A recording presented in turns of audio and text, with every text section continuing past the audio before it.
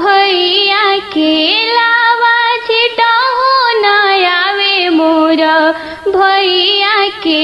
अंगूठा धरहु न आवे बह नोइया के अंगूठा धरहु न आवे बह नोइया के लावा छिटहो न आवे मोर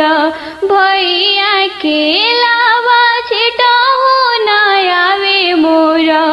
भैया के अंगूठा धरहु न आवे बह